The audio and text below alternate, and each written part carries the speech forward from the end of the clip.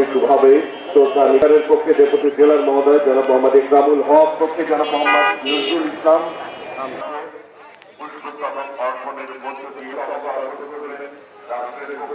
আমরা স্মরণ করছি।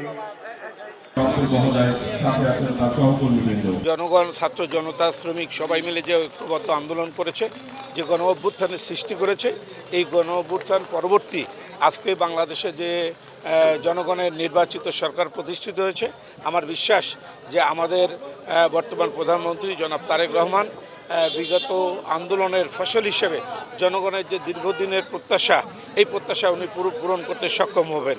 সবচেয়ে বড় অর্জন 24-এর গণঅভ্যুত্থান 36শে জুলাই, এই অবস্থানের টেকসই স্বাধীনতা অর্জনের ইতিহাস প্রতিষ্ঠিত হয়েছে।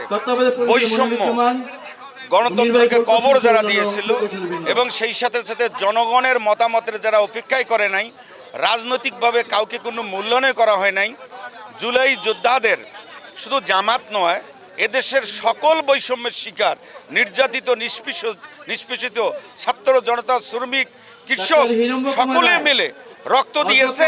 প্রত্যাশা একটাই, আর যেন ফ্যাসিস্ট মাথাচাড়া দিতে না পারে।